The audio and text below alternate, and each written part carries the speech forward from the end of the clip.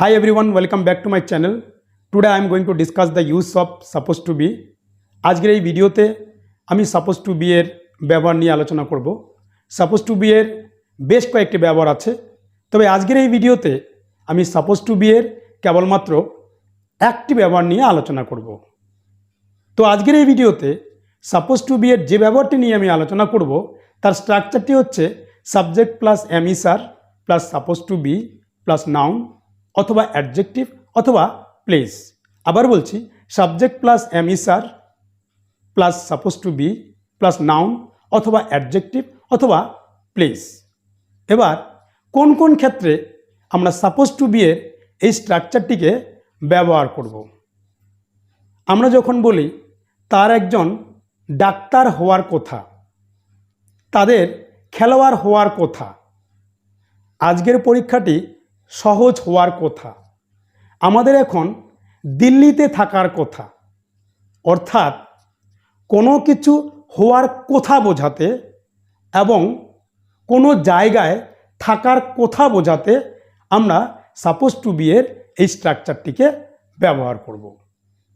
তাহলে এবার কয়েকটি উদাহরণ দিয়ে আমরা সাপোজ টু বি এর এই ব্যবহারটি বুঝে নেবার চেষ্টা করি। আমি যদি বলি তার একজন ডাক্তার হওয়ার কথা, তাহলে আমি ইংরেজিতে বলবো he is suppose to be a doctor. তার একজন ডাক্তার হওয়ার কথা, he is suppose to be a doctor.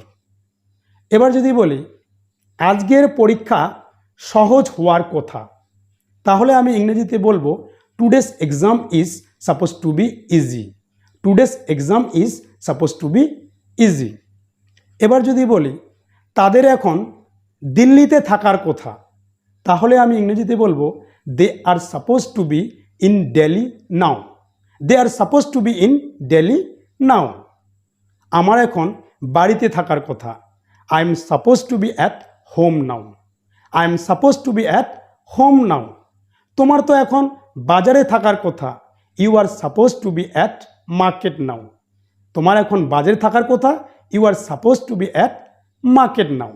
এবার এই বাক্যগুলিকে যদি আমরা নেগেটিভ ফর্মে বলি, অর্থাৎ যদি বলি তার ডাক্তার হওয়ার কথা নয়, তার এখন কলকাতায় থাকার কথা নয়, তাদের এখন বাড়িতে থাকার কথা নয়, আজকের প্রশ্ন সহজ হওয়ার কথা নয়, তাহলে আমরা ওই একই স্ট্রাকচার ব্যবহার করব, শুধু এমিসারের পরে একটা নট বসাবো। অর্থাৎ এক্ষেত্রে বাক্যের গঠনটি হবে subject plus am is are plus not plus suppose to be plus noun অথবা অ্যাডজেক্টিভ অথবা প্লেস। তাহলে এবার যদি বলি তার ডাক্তার হওয়ার কথা নয়, তাহলে আমি ইংরেজিতে বলবো he is not suppose to be a doctor. তার ডাক্তার হওয়ার কথা নয়, he is not suppose to be a doctor. এবার যদি বলি আজকের পরীক্ষা সহজ হওয়ার কথা নয়, তাহলে আমি ইংরেজিতে বলবো today's exam is not suppose to be easy. Today's exam is not suppose to be easy. এবার যদি বলি রামের এখন বাড়িতে থাকার কথা নয়, তাহলে আমি ইংরেজিতে বলবো Ram is not suppose to be at home now. Ram is not suppose to be at home now. আমার এখন দিল্লিতে থাকার কথা নয়, I am not suppose to be in Delhi now. I am not suppose to be in Delhi now. এবার এই present ফর্মের বাক্যগুলোকে যদি আমরা পাস্ট ফর্মে ব্যবহার করি, অর্থাৎ যদি বলি তার ডাক্তার হওয়ার কথা ছিল, আজকের প্রশ্ন সহজ হওয়ার কথা ছিল, বা আজকের পরীক্ষা সহজ হওয়ার কথা ছিল, আমার এখন দিল্লিতে থাকার কথা ছিল, তোমার এখন বাড়িতে থাকার কথা ছিল, অর্থাৎ কোনো কিছু হওয়ার কথা ছিল বা কোনো জায়গায় থাকার কথা ছিল যদি বোঝায়, সেক্ষেত্রে আমরা একই স্ট্রাকচার ব্যবহার করব, শুধু এমিস আরের জায়গায় এমিস আরের যে পাস্ট ফর্ম ওয়াজ ওয়ার বসাবো।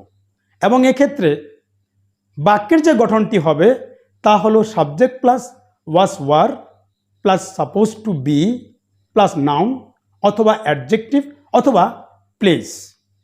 তাহলে এবার যদি বলি তার একজন ডাক্তার হওয়ার কথা ছিল, তাহলে আমি ইংরেজিতে বলবো he was suppose to be a doctor. তার একজন ডাক্তার হওয়ার কথা ছিল, he was suppose to be a doctor. আজকের পরীক্ষা সহজ হওয়ার কথা ছিল, তাহলে আমি ইংরেজিতে বলবো today's exam was suppose to be easy. Today's exam was suppose to be easy. এবার যদি বলি আমার এখন দিল্লিতে থাকার কথা ছিল, আমার এখন দিল্লিতে থাকার কথা ছিল, তাহলে আমি ইংরেজিতে বলবো I was suppose to be in Delhi now. I was suppose to be in Delhi now. এবার যদি বলি তোমার এখন বাড়িতে থাকার কথা ছিল, তাহলে আমি ইংরেজিতে বলবো you were suppose to be at home now. You were suppose to be at home now. এবার এই বাক্যগুলোকে যদি আমরা নেগেটিভ ফর্মে বলি, অর্থাৎ যদি বলি তার একজন ডাক্তার হওয়ার কথা ছিল না, আজকের পরীক্ষা সহজ হওয়ার কথা ছিল না, তোমার এখন কলকাতায় থাকার কথা ছিল না, অর্থাৎ কোনো কিছু হওয়ার কথা ছিল না বা কোনো জায়গায় থাকার কথা ছিল না বোঝাতে আমরা বাক্যের যে গঠনটি ব্যবহার করব সেটি হলো ওই আগের স্ট্রাকচারটি ব্যবহার করব, শুধু ওয়াজ ওয়ার্ডের পর একটা নট বসাবো। অর্থাৎ এক্ষেত্রে বাক্যের গঠনটি হবে subject plus was were plus not plus suppose to be plus noun অথবা অ্যাডজেক্টিভ অথবা প্লেস। তাহলে এবার যদি বলি তার ডাক্তার হওয়ার কথা ছিল না, তাহলে ইংরেজিতে বলবো he was not suppose to be a doctor. এবার যদি বলি আজকের পরীক্ষা সহজ হওয়ার কথা ছিল না, তাহলে আমি ইংরেজিতে বলবো today's exam was not suppose to be easy. Today's exam was not suppose to be easy. আমার এখন কলকাতায় থাকার কথা ছিল না, তাহলে আমি ইংরেজিতে বলবো I was not suppose to be in Kolkata now. I was not suppose to be in Kolkata now. তার এখন বাড়িতে থাকার কথা ছিল না, he was not suppose to be at home now. I hope you like the video. If you like the video, please like, comment and share, and don't forget to subscribe my channel. We'll meet in the next video. Till then, keep practicing. Have fun. Bye bye.